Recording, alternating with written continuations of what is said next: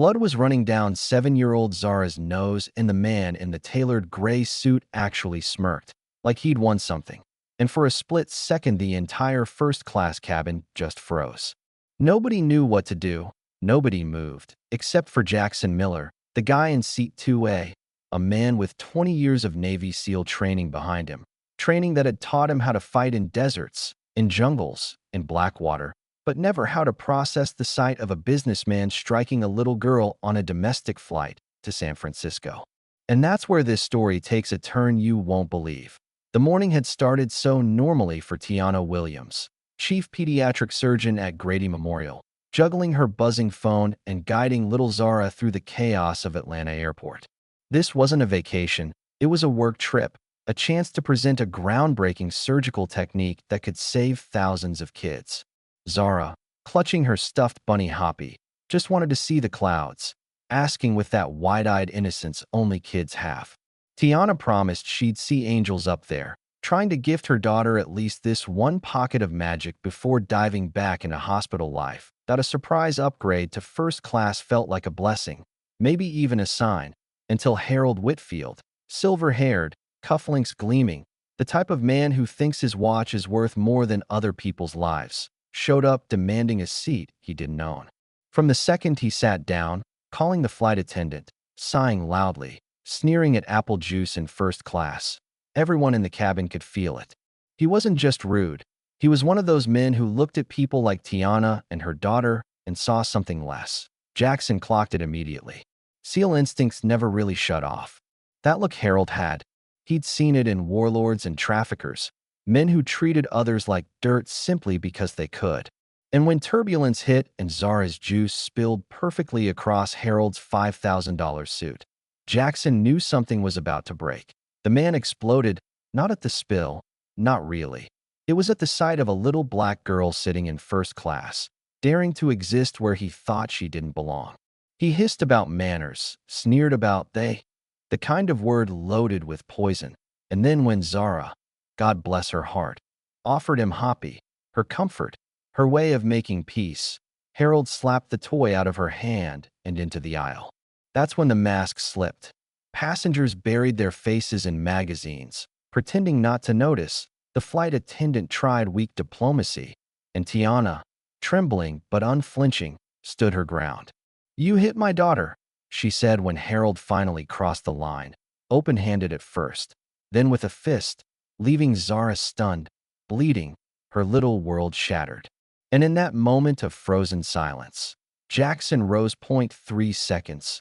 That's all it took for him to cross the aisle, to immobilize Harold with a restraint hold that was as calm as it was terrifying. "You just hit a child in front of 20 witnesses," Jackson said, voice low, steady, every syllable landing harder than a shout. For the first time, Harold didn't smirk. He sputtered. And that's when the phones came out. The captain diverted to Denver. Police cars were already waiting on the tarmac.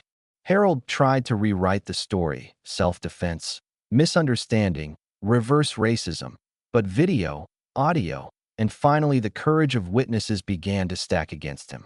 Still, even cuffed, he promised ruin.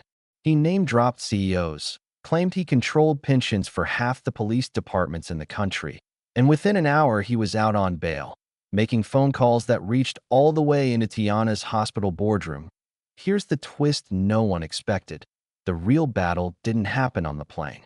It started after. Threatening calls to Tiana's phone, pressure from her bosses, settlement offers sliding across the table with six-figure hush money. SkyX Airlines wanted it quiet. Harold's people wanted her silenced. And for a moment, she almost gave in. Because how do you fight a man who can reach into your career, your custody agreements, even your mother's address? Within hours, that's when Jackson made a choice.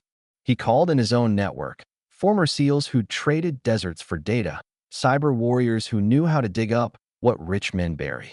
What they found was a pattern. Flight attendants intimidated, hotel staff bought off, NDAs gagging victims, all smoothed over by Harold's wealth and his company's grip on airlines. One victim had even drawn a crude sketch years earlier, stick figures on a plane, an angry man, a bleeding face. Different girl, same story. And here's where the story turns again. Tiana's daughter Zara, bruised but still brave, drew her own picture of that day. The bad man, herself bleeding, and a figure in a cape, Jackson, coming to help. That drawing became their battle flag. It wasn't just about a lawsuit anymore. It was about refusing to let another child go through what Zara did. The courtroom showdown was electric. Harold arrived surrounded by top attorneys, his suit flawless, his smirk rehearsed. They painted him as the victim, tried to smear Tiana as opportunistic, Jackson as a violent soldier chasing shadows. But when the prosecutor laid out photos of Zara's injuries and played passenger recordings of Harold snarling, the brat deserved it. The mask slipped again. He raged, he sneered about people not knowing their place. And when he finally lost control in front of the judge, lunging at Tiana, shouting threats, it was over. Bail revoked. Trial guaranteed. Months later, Harold went down, not just for assaulting Zara, but for a chain of intimidation and cover-ups that stretched across industries.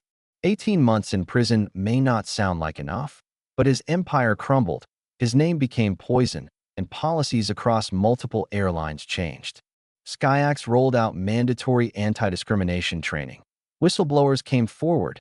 NDAs lost their stranglehold. And Tiana? She turned her pain into purpose, launching the Zara Williams Foundation to help children heal from trauma. But the real ending wasn't in the courtroom, or the press conferences, or even the airline boardrooms. It was in Zara's voice, a year later, standing in front of her school assembly, telling her classmates, "Sometimes bad things happen even when you didn't do anything wrong. But if you tell your story, brave people will stand with you, and even the scariest bullies can't win." Yeah, that happened. One man's arrogance on a plane turned into a movement because a mother refused to be silent, because a soldier kept his promise not to look away, and because a little girl, even bloodied and bruised, offered kindness first. So now I want to ask you, what would you have done if you were there? Sat in silence like most passengers, or stood up like Jackson? Drop your answer in the comments. Like this if you believe one moment of courage can change everything. And subscribe if you want more stories that prove justice doesn't come easy, but it's always worth fighting for. You'd think that moment at the school assembly would be the end, right? A child standing in front of her classmates saying even the scariest bullies can't win if brave people stand together.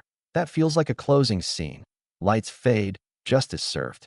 But life doesn't roll credits just because the courtroom doors closed or because a judge hammered the gavel. And if there's one thing I've learned, it's that men like Harold Whitfield don't just disappear quietly into prison walls. They leave shadows that stretch far beyond their cell. 6 months after the trial, after the foundation was up and running, after Zara had finally started sleeping through the night without waking in a cold sweat, Tiana thought maybe, just maybe, the worst had passed. She was back at work, juggling surgeries and board meetings, her reputation restored, her name even stronger than before because she had become a symbol. Patients would whisper thank you. Colleagues who once stayed silent now asked for her advice like she carried some kind of shield. But symbols come with targets, you know what I mean. And in the back rooms of boardrooms, in whispered phone calls between men who still thought the world belonged to them, a plan was being set in motion.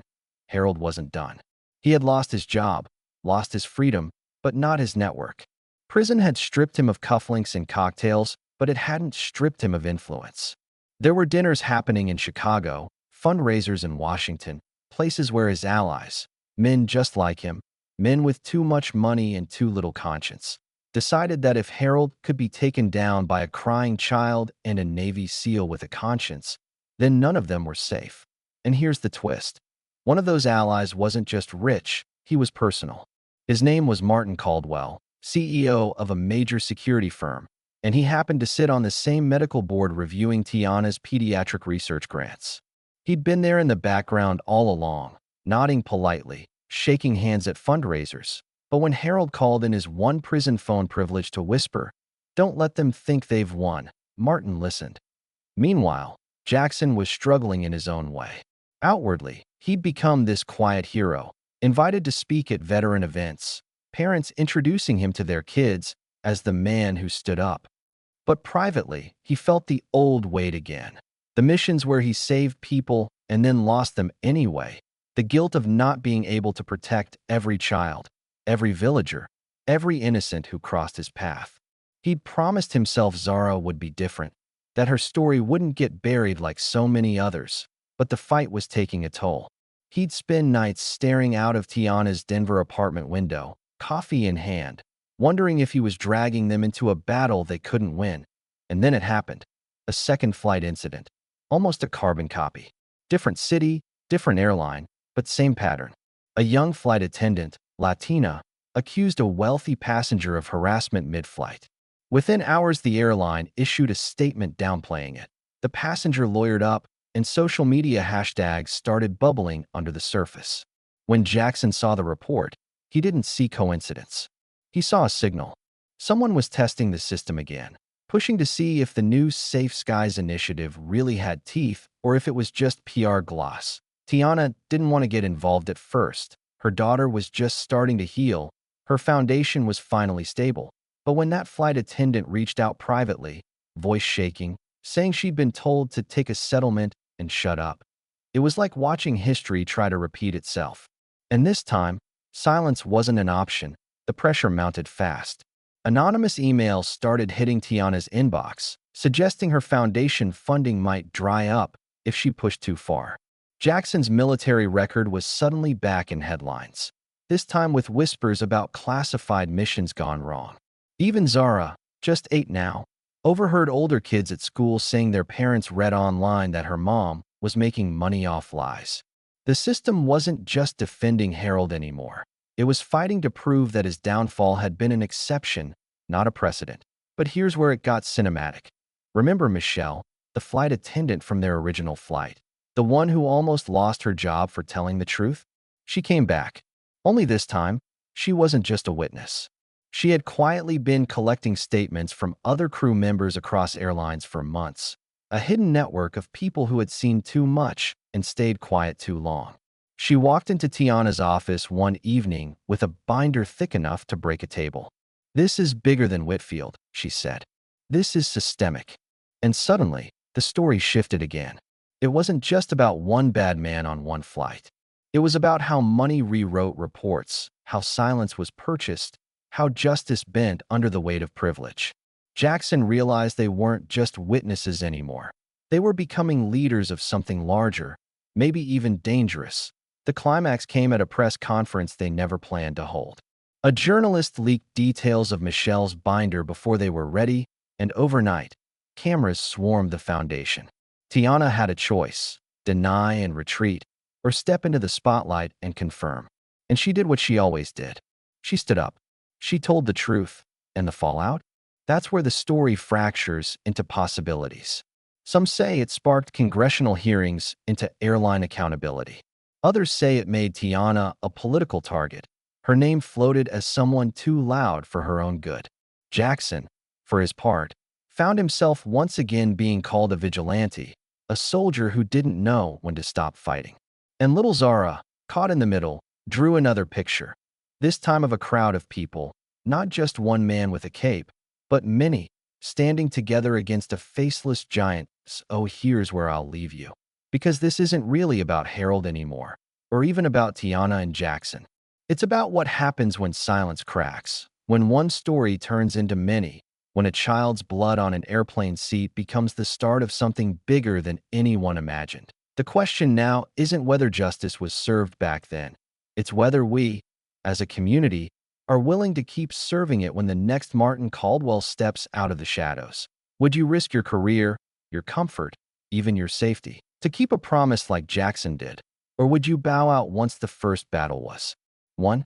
Comment your thoughts below, because this fight, it isn't over.